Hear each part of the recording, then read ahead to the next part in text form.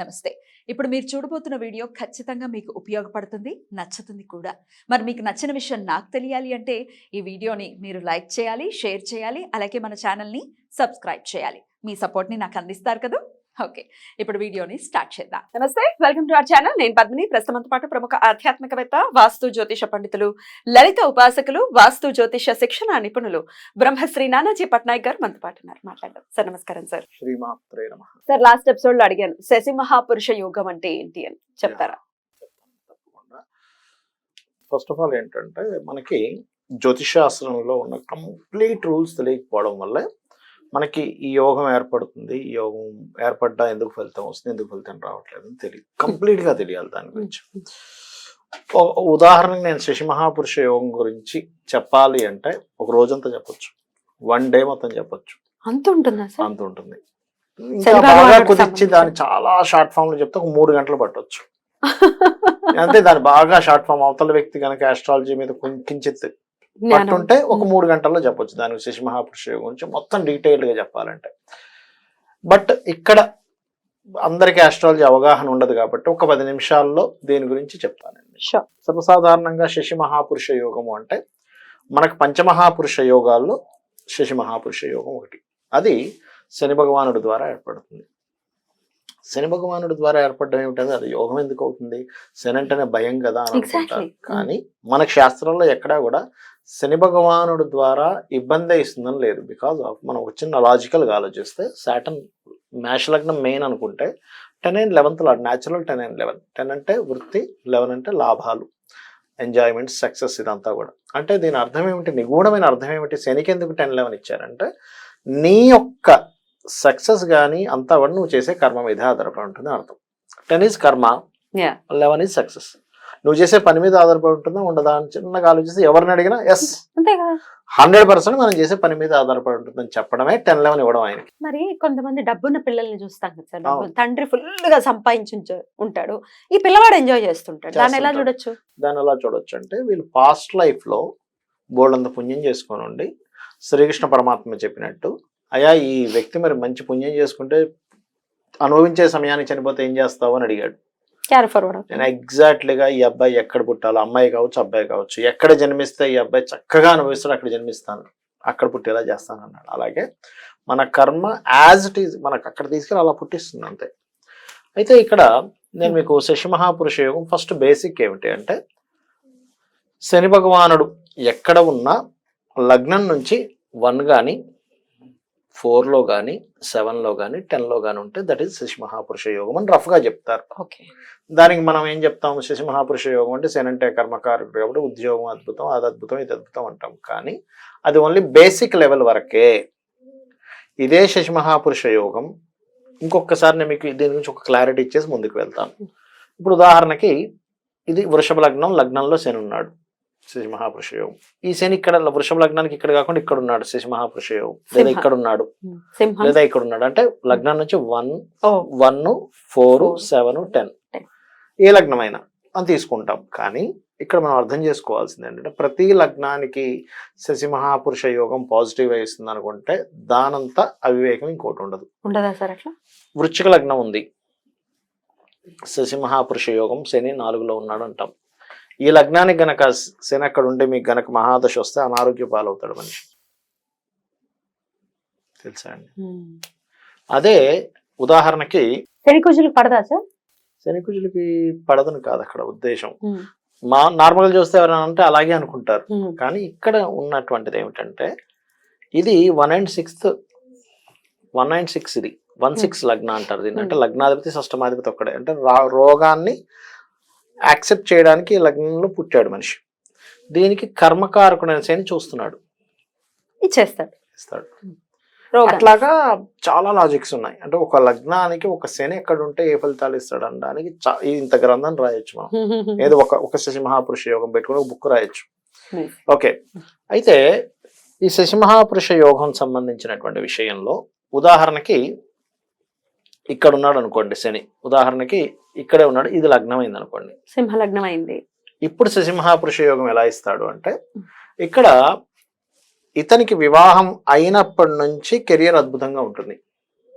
7th అవుతున్నాడా sir? అందరు ఏమనుకుంటారు, ఇదేంటంటే 7th లో ఉన్నాడు శని, వివాహం అవ్వదు, వివాహం అయినా ఇబ్బంది వస్తుంది, అలాంటివన్నీ తీసుకుంటాం. అది 100% కొంతవరకు యోగిస్తుంది, అంటే ఎలాగా శుక్రుడిని అన్నింటినీ చూసుకొని. కానీ ఎప్పుడైతే ఇలా ఉందో అది ఇచ్చేటువంటి ఫలితాలు ఏమిటి అంటే, ఒకటి ఇతనికి రావడం లేదా వీళ్ళ భార్యకి, అంటే ఇక్కడ శని ఉన్నప్పుడు సర్వసాధారణంగా శశిమహాపురుష యోగంలో వీళ్ళ జీవిత భాగస్వామి ఉద్యోగం చేయడం కానీ, లేదా ఈ వివాహం అయినప్పటి నుంచి ఇతను ఇంట్లో నుండి వర్క్ చేయడం కానీ జరుగుతుంది. ఓకే. అంటే ఇక్కడ నేను ఇవన్నీ ఎందుకు చెప్తున్నానంటే, ఒక మహాపురుష యోగం ఉంది అంటే దాన్ని మీరు అది ఏం చెప్తుందో అది చేయాలి, దాన్ని అర్థం చేసుకోవాలి. దాన్ని అర్థం చేసుకోవాలి. Correct. ఇప్పుడు తులా లగ్నంలో శని ఉచ్చ పొందుతాడు కదా సార్, అక్కడే కనుక శని ఉంటే అది శశి మహాపురుష యోగం కింద చెప్తాను, అది కూడా చూస్తారా? చెప్తాను మీకు. ఉదాహరణకి మీరు అన్నట్టే ఇది తులా లగ్నం. తులా లగ్నం, ఇక్కడ ఉచ్చ శని పొందాడు, ఉన్నాడు. ఉచ్చ పొందాడు, రైట్ రైట్, ఓకే. శని భగవానుడు ఇక్కడ ఉన్నాడు, తులా లగ్నం, ఏమంటే ఎగ్జాల్టెడ్ పొజిషన్ కదా, ఇంకేంటి అసలు అద్భుతం, ఆహావోహం అనుకుంటాం. అది కొంతవరకు నిజమే, కాదనట్లేదు నేను. అయితే ఇక్కడ ఏం జరుగుతుంది అనేది మనం అర్థం చేసుకోవాలి. మీరు ఈ తులా లగ్నానికి చూసుకుంటే వచ్చే జాతకురాలు, ఇది జాతకుడిది కావచ్చు, జాతకురాలది కావచ్చు.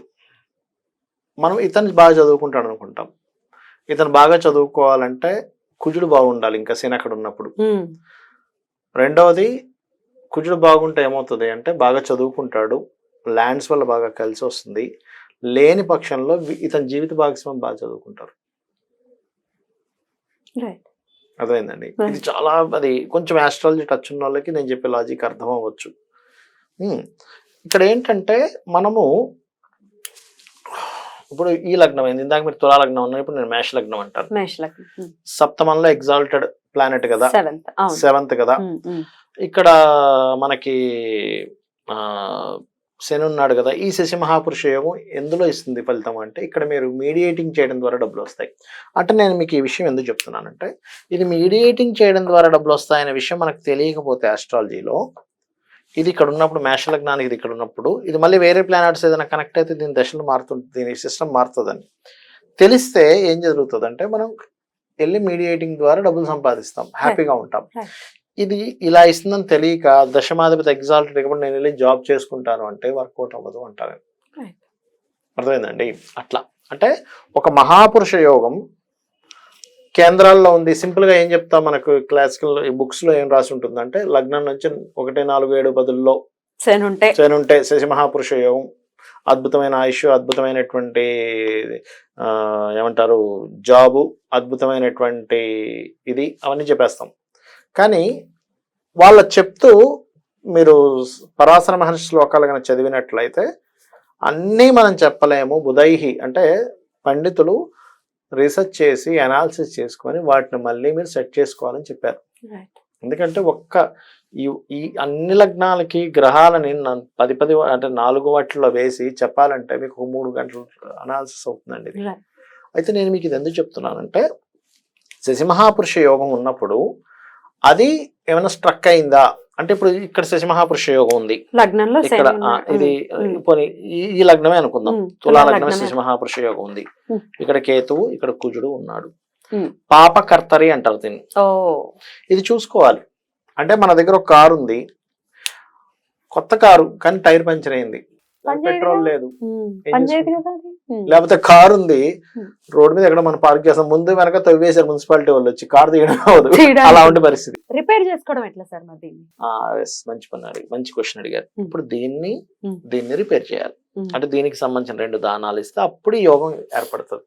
అంటే ఒక యోగం మనకు ఏర్పడినప్పుడు ఆ యోగం పాయింట్ నెంబర్ 1 అదే రిజల్ట్ ఇస్తుంది, పాయింట్ నెంబర్ 2 అది ఏ కండిషన్ లో ఉంది, అది ఎప్పుడు రిజల్ట్ ఇస్తుంది అన్ని తెలుసుకోవాల్సి ఉంటుంది. ఏ రిజల్ట్ ఇస్తుంది, ఏ కండిషన్ లో ఉంది, ఎప్పుడు రిజల్ట్ ఇస్తుంది. ఆ రిజల్ట్ వచ్చినప్పటికీ నేను ఎలా ఉండాలి, నేను ఏ కర్మలో ఉండాలి, ఇది యాక్చువల్ గా తెలుసుకోవాల్సింది. ఇదేవి తెలుసుకోకుండా శశి మహాపురుష యోగం ఉందన్నారు, నాకు అద్భుతం కలిసి వచ్చేస్తుంది, అట్లా కుదరదు. ఈయన వెళ్ళే రూట్ వేరు, అది కలిసి వచ్చే దిశ వేరు. అంటే చిన్న ఎగ్జాంపుల్ చెప్పాలంటే, నేను ఓ దగ్గరికి వెళ్తున్నానండి, మార్కెట్కి వెళ్ళి వద్దాం అనుకుంటున్నాను, వెళ్ళాల్సింది మార్కెట్కి వెళ్ళట్లే, ఎక్కడికో వెళ్తా ఏదో కొనుక్కుందాం అనుకుంటే అక్కడ లేదని నాకు వచ్చేసాం. అంటే తప్పేవాడిది, నాకు మార్కెట్ ఎక్కడ ఉందో తెలియాలి, ఆ మార్కెట్ లో మంచి సరికి ఎక్కడ దొరుకుతుందో తెలియాలి, ఎలా బేరం ఆడాలో తెలియాలి, నా దగ్గర ఎన్ని డబ్బులు ఉన్నాయో తెలియదు, నా దగ్గర డబ్బులకు వస్తుందో రాదో తెలియాలి, ఎన్ని తెలుసుకోవాలి. కానీ నేనేదో తుర్రని కార్ వేసుకుని వెళ్ళిపోయి నేను మార్కెట్కి వెళ్ళానంటే ఎట్లా కుదరదు.